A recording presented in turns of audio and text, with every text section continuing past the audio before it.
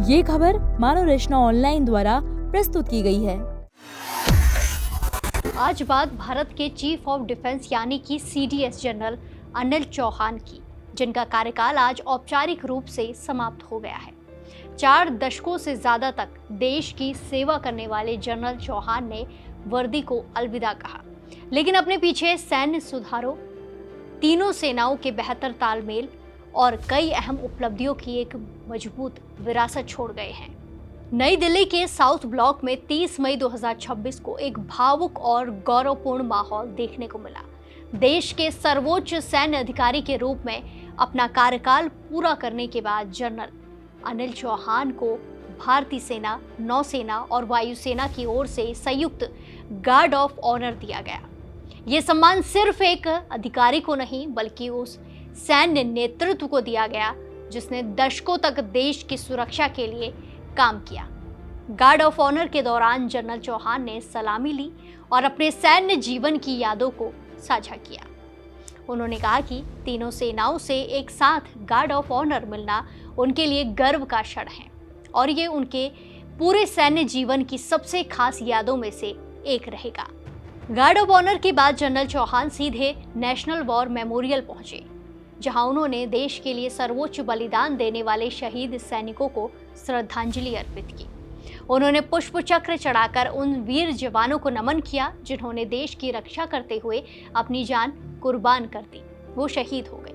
General Chauhan ने कहा कि वर्दी में ये उनका अंतिम पुष्प चक्र अर्पण था और ये पल उनके लिए बेहद भावुक और यादगार रहेगा।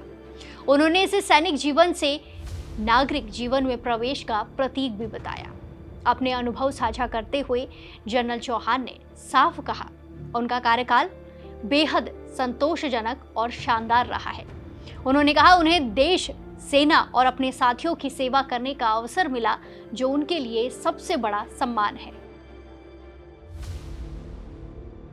जनरल अनिल चौहान का सैन्य सफर साल 1981 में शुरू हुआ था, जब उन्हें भारतीय सेना में कमीशन मिला। उसके बाद उन्होंने 40 साल से ज्यादा समय तक देश की सेवा की और कई महत्वपूर्ण जिम्मेदारियां संभाली। अपने करियर के दौरान उन्होंने ऑपरेशनल कमांड, रणनीतिक योजना और सैन्य नेतृत्व से जुड़े कई अहम पदों पर काम किया। उनकी पहचान एक ऐसे अधिकारी के रूप में बनी जो जमीन पर काम करने के साथ साथ भविष्य की, फ्यूचर की सैन्य रणनीति को भी समझते हो। सीडीएस के रूप में जनरल चौहान की सबसे बड़ी जिम्मेदारी तीनों सेनाओं के बीच बेहतर तालमेल और इसी के साथ साथ संयुक्त संचालन को मजबूत करना था। उनके कार्यकाल में सेना, नौसेना और वायुसेना के बीच समन्वय बढ़ाने पर विशेष जोर दिया गया। उन्होंने सैन्य सुधारों को आगे बढ़ाने, संसाधनों के बेहतर उपयोग और भविष्य की चुनौतियों के अनुसार सेनाओं को तैयार करने की दिशा में महत्वपूर्ण कदम उठाए। इसी के साथ रक्षा क्षेत्र में संयुक्तता और आधुनिक सैन्य सोच को बढ़ावा देने में उनकी भूमिका को काफी ज्यादा अहम माना जाता है।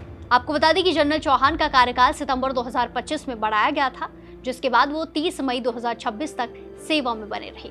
अपने लंबे सैन्य जीवन में उन्हें कई प्रतिष्ठित सैन्य सम्मान मिले हैं।